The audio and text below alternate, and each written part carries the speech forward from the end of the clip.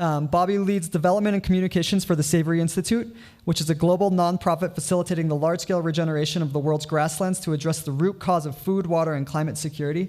Since 2009, the Savory Institute has influenced management on over 25 million acres of desertifying grasslands through its global network of 43 regional hubs that train and equip farmers, ranchers, and pastoralist communities to utilize the land regenerating potential of holistic management within their cultural and ecological context. Please welcome Bobby.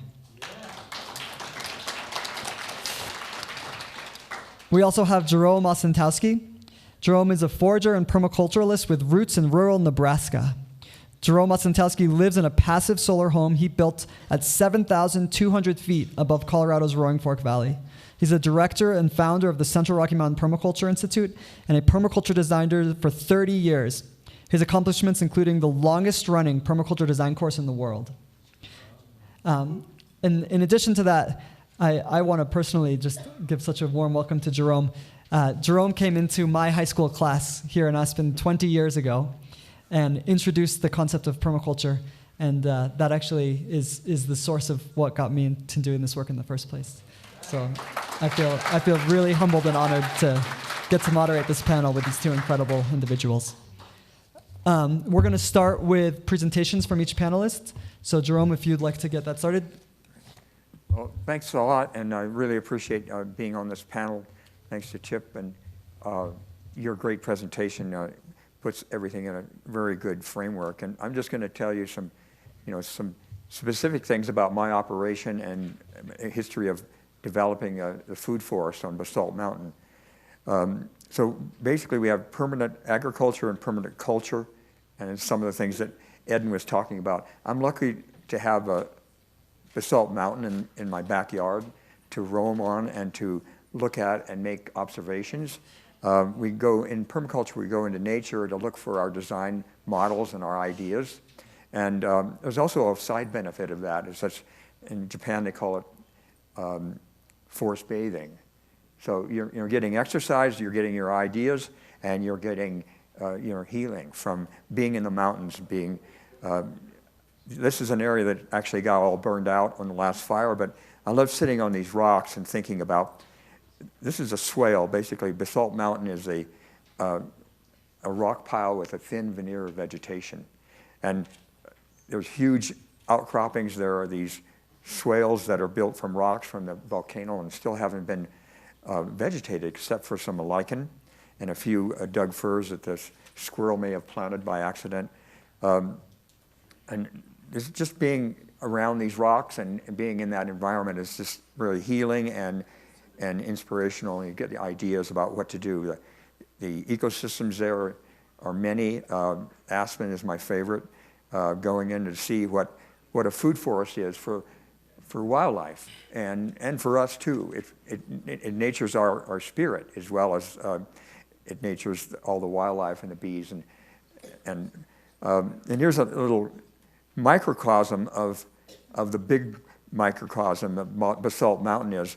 We're actually a zone 6, and this little rock here with a gooseberry in front of it is something I just stumbled onto in one of my rocks. And this is the sort of thing we do in permaculture, is look at nature, use their models and their techniques. Eric Tonesmeyer was an intern at my place in the 90s, and he was a big contributor to the Drawdown book as well, and he's written an amazing book on carbon farming. So the kind of, and the yields that we're looking at are basically just up to our own imagination. We can do amazing things with small and limited resources. This is my 1 acre of food forest. You can see the pinyon and juniper there with the very sparse soil. Over 30 years we've created, from going from market farming to perennial food forests, we've created this very diverse, over 200 varieties of fruits, vegetables, herbs, and ground covers. My greenhouses are in the middle there, my passive solar home. It's all surrounded, it's just busting out at the seams in terms of production and diversity. So by building these multi-storied systems, you're actually growing on every inch and every possible aspect of the ecosystem. You know, you're doing a ground cover, it could be medicinal herbs, you're doing a center mid-story of currants and gooseberries, overstory of fruit trees and a vining element, throw some flowers in there for pollination and for beauty. And it's a very resilient, this was just this May, resilient system where I think this, the one with the snow on it was about 2 weeks before what you see on the right. So in perennial agriculture, we can use perennial vegetables.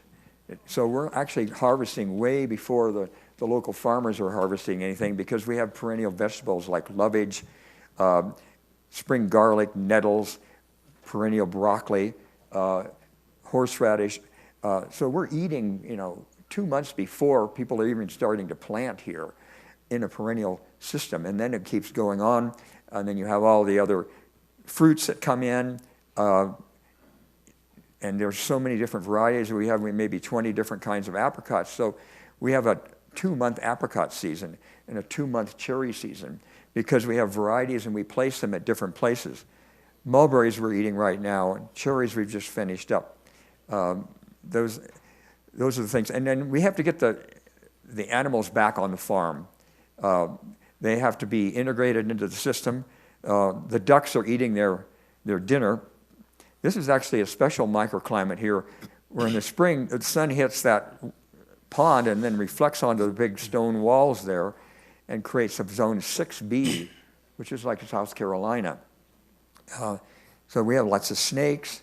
The ducks can roam in and eat slugs and manure and do a lot of integrated pest management.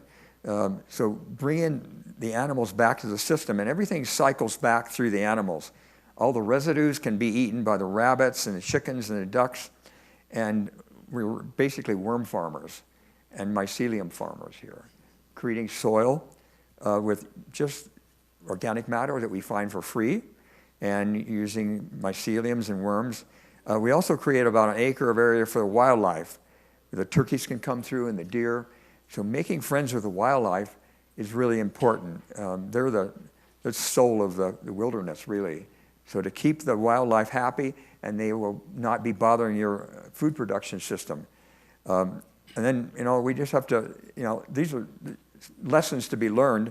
Edgar Tolle said he had 3 gurus in his life, and they've all been cats. And this is a little sleeping platform in my... So these small land holdings and any farm can have lots of livelihoods that create... We have many of livelihoods that we've operated on at Crimpy, medicinal herbs, edible landscaping nursery, seed saving, market farming.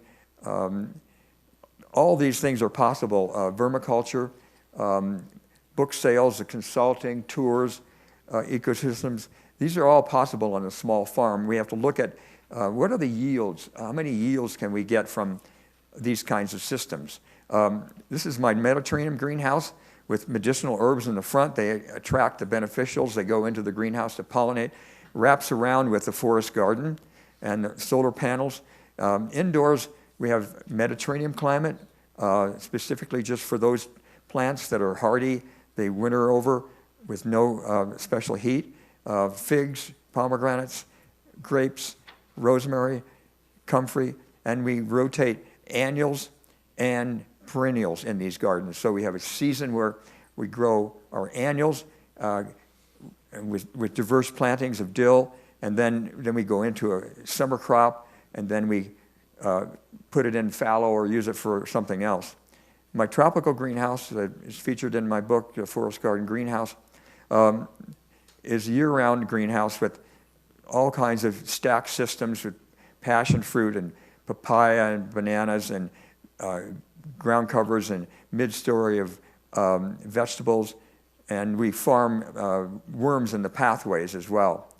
So these are some of the different crops. I have my organic matter is 29% in my greenhouse. That's pretty unheard of in any. On the bottom left is Gona Cola and Brahmi and ginger above that, we make a tincture as a brain tonic of those. Papayas and pomegranates. This is a new gill that I just put in. I took some bananas out, and so using hemp integrated with moringa.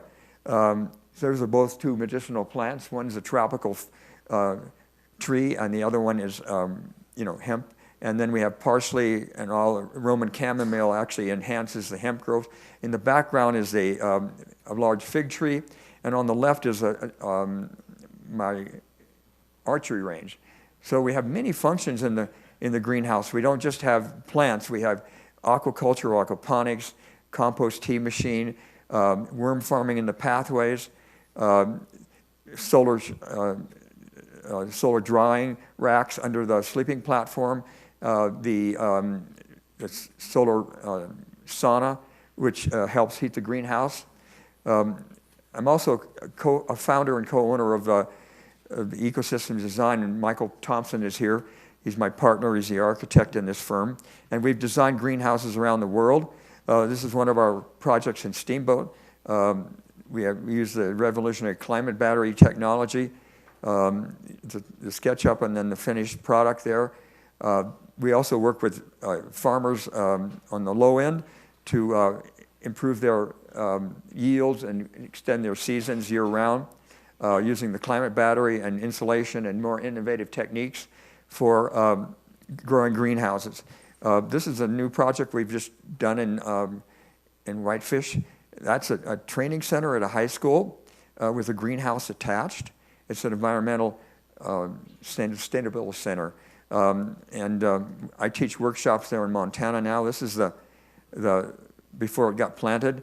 So they have classes, and it's sort of a living laboratory. And we've done this across the valley at the Roaring Fork High School, and Michael's now doing a lot of gardens and greenhouses in Rifle and Glenwood Springs. This is the climate battery technology, where we actually pump the warm, hot air into the soil profile and store it there, and then we can bring it out at night. So it's a cooling and a heating system. I call it Polish geothermal because I was involved in the very beginning of developing and helping to push this technology. We've had other partners. Michael has taken it to a whole nother level. So alley cropping is another way of taking that forest garden that I have and making it more commercial. So we can do, potatoes under hazelnuts. I was just in Oregon when they're doing a lot of hazelnut monoculture, but they're spraying it with Roundup on the ground now instead of putting strawberries in it. But there are very good examples out there around the world. These are some other vegetables under fruit trees or in between fruit trees, so we get diversity and we share our yields. In the tropics, we can actually do this on the contour, where we're planting nitrogen-fixing trees, and then we're planting different crops in each row, in each alley. And they can rotate, they can be perennial, they can be annual. These are models that are working around the world with Inga and different nitrogen-fixing trees. This is cassava and nitrogen-fixing trees on the left, and down below is leucaena with a mung bean, not a mung bean, but a garbanzo bean or chickpea. And then there'll be a summer crop of maybe a cash crop of corn or rice or something like that. So these, and then the nitrogen-fixing trees get coppiced for mulch, and they share their nitrogen. We do this on the swales on my farm. So we're building these swales to catch all the water and then revegetate them into perennial crops or annual crops. So this is kind of a earth berm and earthworks. And this is also for the wildlife.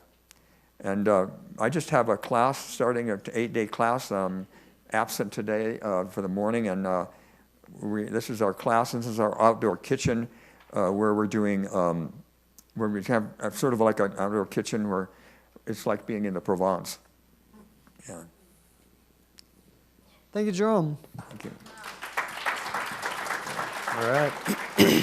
Okay, we're going to hear a little bit now how we can take some of these similar concepts with regenerative agriculture and scale them onto a larger and also a corporate level. Yeah, we're going to take things out of the forests and the mountains and out onto the grasslands.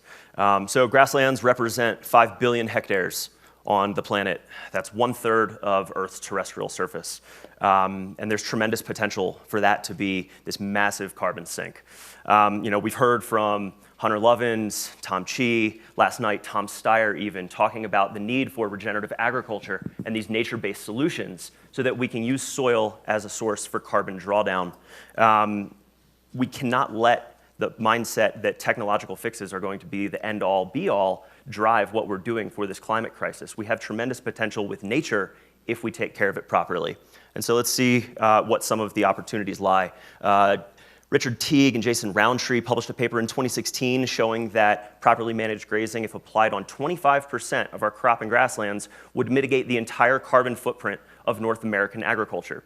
That's pretty massive. I think we should do that. Richard Teague also had another paper more recently in 2018 showing that soil from properly managed grazing operations can sequester 4 to 7 additional tons of carbon per hectare per year compared to continuous grazing. It's important to note that when you look at facts that come out of the UN or the IPCC or even Paul Hawken's drawdown, they're using fairly conservative numbers on what's possible with managed grazing, usually around 0.5 ton of carbon per hectare per year. But there is a plethora of other data that shows that much more is possible if you really push the needle on what you're doing with the grazing of your animals. So let's look at the Keeling curve, which we all know and love, where we are with historical atmospheric CO2. We're up in the 400s right now. If business as usual keeps going, we're in a very bad position. Thankfully, we're all here talking about net zero emissions. That's great. We need that. But the reality is we're already up there. We can't just plateau. We need to draw down. So if we take a more conservative number from Richard Teague's data that I just showed, and we apply that to just 20% of our global grasslands, 1 billion hectares, this is the potential of what we can do. If we combine net zero emissions with just 20% of our global grasslands, this is where we can get in that time frame. This is real, it's attainable, and we're doing it globally right now. We just need to scale it up in a big way. Now here is what that looks like. On the right side of the fence, this is in South Africa in the Karoo Desert. The right side of the fence is what most of our global grasslands look like. The grasses are dying off, there's bare ground. When you have bare ground, CO2 leaches out of that, goes up into the atmosphere. Contrary, on the left side of the fence, that's managed holistically with livestock, intentionally managed according to a grazing plan, and it has regenerated that grassland ecosystem. All of that lush green vegetation is now pumping CO2 out of the atmosphere through photosynthesis in the chlorophyll of those grasses down below into the soil, creating soil fertility and life for everyone. It's not just pumping out CO2. When you increase soil organic carbon, you're increasing the water holding capacity of the soil, you're improving wildlife habitat. When farmers grow more grass, they can raise more animals, which means they can make more money, which means money stays locally. It helps rural economics. There's so much potential. Here's some other examples before and after in Australia. Put those black arrows there because most people don't realize that's the same photo, but it is. Here it is in Mexico. You can also do it in Mexico. You can also do it in Zimbabwe. This is our founder, Alan Savory's ranch in Zimbabwe. It's the Africa Center for Holistic Management. I believe that these photos were 4 years apart. This is real, it's actionable, and it's not technologically expensive or difficult to do. It just requires changing our mindset and being more intentional in how we're managing animals on a landscape. Essentially, what we're doing is we're taking carbon sources, which is what you see on the left side, and we're turning them into carbon sinks, which is what you see on the right side. Here's another example out of our hub in Missouri. They are now using holistic management on solar fields. So they're combining renewable energy and regenerative agriculture all onto the same piece of land. I, for one, think that's absolutely fantastic. Many solar fields, so I've heard, I'm not a solar expert, you guys probably are much better than I am, are managed with either physical processes, so they go out and they mow, or they spray chemicals under these solar fields. I know I would much prefer if this was managed biologically, because it is a biological system we're dealing with, and if we're out there going to net zero emissions, why don't we draw down carbon on that land at the same time? This is where the Savory Global Network operates. We've got 43 hubs around the world that are training and equipping farmers in their localized context how to do this. We have a staff of 12 based out of Boulder, but we don't know how to manage animals out with the Maasai in Kenya or with gauchos in Patagonia or sheep herders in Norway. There are localized contexts and societal norms and climates and markets and a plethora of different issues. And so it requires local boots on the ground to be able to do this. What's important to note here is that all of our savory hubs are independently owned, independently operated. So we are not out there forcing people to do anything. They are coming to us, getting accredited. We are equipping them with the tools to be able to do this, and they're figuring out the business models and how this applies in a localized context. Here's a photo I took 3 weeks ago while I was out in Kenya working with the Maasai, actually. Out there, they suffer the tragedy of the commons. Everyone is out there. They're pastoralist people. They're competing for the same grass. Everyone has their own small little herd of livestock, and because of that, the grass is dwindling, the wildlife has gone away. We've done a bunch of community mobilization out there. We've brought the Maasai communities together, and instead of having competing herds all competing for grass, and when you do that, the land doesn't have an opportunity to rest and recover. That's where all the magic happens, is that rest and recovery phase. That's the real important part about what we teach people how to do. Now the Maasai people out there have brought all of their herds together as one large communal herd. They manage it according to a communal grazing plan. And in doing so, the land has responded, the land has regenerated, they have grown more grass, they have sequestered more carbon, they have restored the wildlife habitat, and the wildlife has come back. They didn't see their first impala out there on these conservancies until 2011. And if you look in the background of that photo, there's impala, gazelles, zebra, warthogs. I saw cheetahs, I saw lions, elephants, giraffes, everything. There is tons. And what that does, it's not just better for the wildlife, it also brings back ecotourism for them. So many of these Maasai people, instead of now having to tend to their animals all day, well, you only need a few guys to do it because you have one large communal herd. Now the rest of them can go and take on other jobs on other days, doing safari tours. It brings in additional income streams, keeps that locally. Here's another example based out of Bluffton, Georgia. This is White Oak Pastures. You may have heard of Will Harris. He's kind of a favorite child in the media.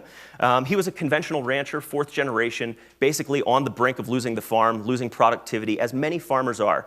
He was desperate, and so he decided, you know what, I will adopt this hippy-dippy holistic management thing you're talking about. Well, in doing so, what he did is he turned his $2 million operation, which was barely paying the bills, into a $125 million operation.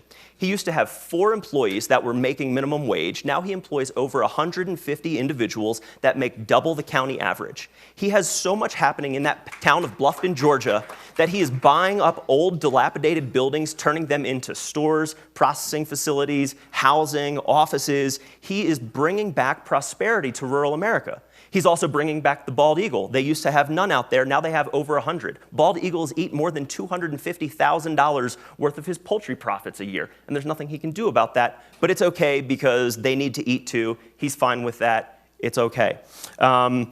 He's also now engaged with various brands that are looking to carry his supply because he has a big operation. So he is sold with, if anyone's familiar with Epic Bar, you find them in many different stores. A lot of it comes from Will at White Oak.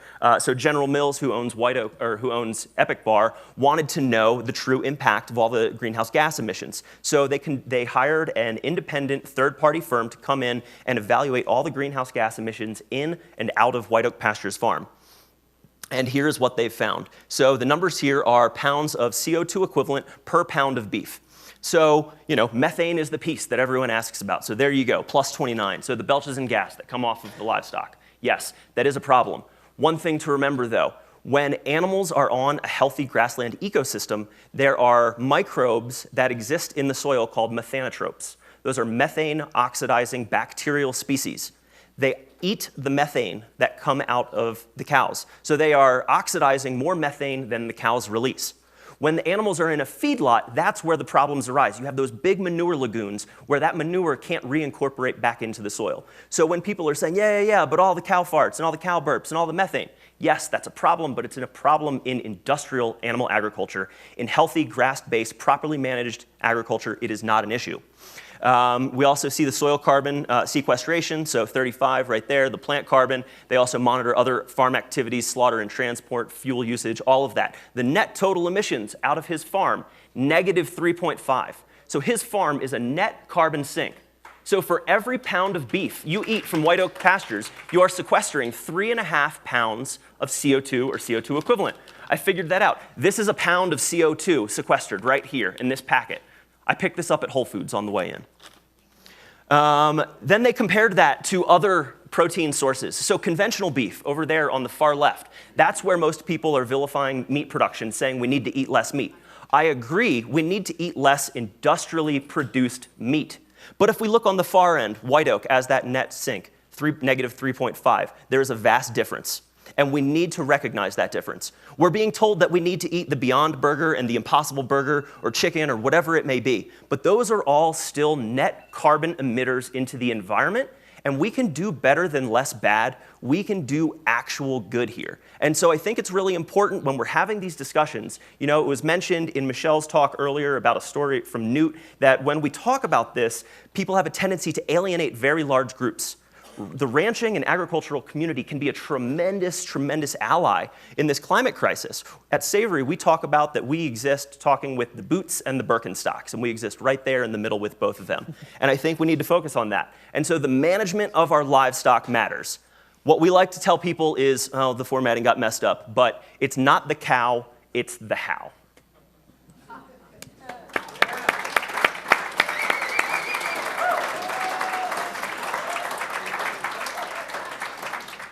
And I know we don't have much time, sorry. We don't have much time, so we're going to jump through some questions real quick.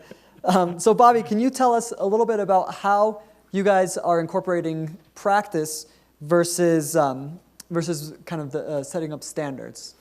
Yeah, well, there's a lot of really good labels with foods. You know, you can find food that's grass-fed, non-GMO, organic, et cetera, but there's not really a way for consumers right now to go to the store and buy something that is regenerative. We've heard from many of our producers around the world that they're interested in something like this. So actually, can you bring my slides back up? We've created a new program called Land to Market, where what we're doing essentially is we are measuring the outcomes on land and trending that in, basically seeing if land trends positive over time, then folks can carry this seal on their product. The product that I just showed up here, it has the seal up here in the top right corner, ecological outcome verified. Basically, this shows that this is a certified regenerative product. There is data to back it up. So we're out there, we're not just training farmers, we're now verifying the land bases so that consumers can go out there, and as you were saying earlier, we vote with our dollar 3 times a day. We can vote with our dollar in favor of regenerative practices. And what that does is it helps differentiate these folks that are doing the right thing, and it helps demonstrate that there's a market for it. When we demonstrate that there's a market for it, hopefully this will bring more farmers from their conventional practices into the regenerative space. So that's a big project that we've been working on over the last few years. These are some of our partners with it, you know, Applegate, Zooks, Caring, that's a very big fashion company with, you know, wool and leather, research partners, you know, it's coming out, so, you know, look for the Land to Market and that EOV seal. Thank you. Jerome, so we heard a lot about how meat can be scaled. Some of the systems that you've done with resiliency and with alley cropping, how do you see that scaling into kind of a bigger sense? Have you seen larger systems that have been working? I know we got to work together on setting up one at our farm. Can you tell us about some larger scale systems that you worked with? Well, you know, my model is a food forest, and you know that system, since it's diverse and it's totally covered, it's sequestering carbon big time. I haven't measured anything, but it also has all these other yields that you can actually do. You know, going out eating, you know, all these different varieties every day, and you don't have to go to the store. You go to the tree, or go down and get the strawberries. You get the raspberries, and that's healing in itself. Just eating from your backyard. Mm-hmm. Michael has an amazing backyard, very simple compared to what I do, but he gets almost a lot of his food on four or five fruit trees.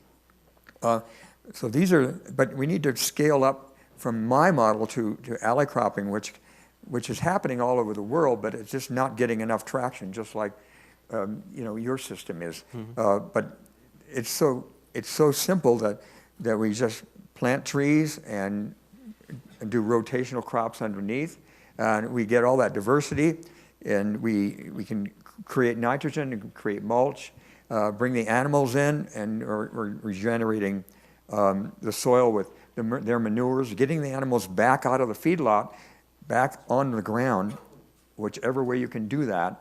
The Allen Savory thing is really a good way.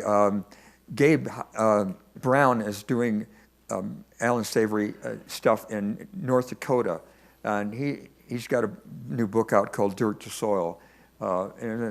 These farms are all over the world, and it just we need to be taking a little more time to do it. Yeah, I agree. To add to that, I think with all of these, grasslands are a big potential, but I think these aren't either-or solutions that we're talking about. It's both and. We need to be doing everything we can in agroforestry systems. We need to be doing everything we can with improving cropping, and so that includes cover crops and no-till, reducing the need for fertilizer applications. There was actually a new study that came out earlier this summer from Cornell and the Environmental Defense Fund that found that the production of fertilizer actually has 100 times more methane than we originally thought. So all those numbers that I was showing about the Impossible Burger and the Beyond Burger, where it shows their carbon footprint, that's actually probably a lot higher with those new revelations about the methane coming from fertilizer. So we need to be doing everything in every ecosystem we can to improve these practices. So there you have it. We've got local solutions. We've got global solutions. We don't have to invent our way out of it. They exist outside. We just have to do things the way that nature intended for them to be done. Amen to that. Thank you so much, everybody. Thanks.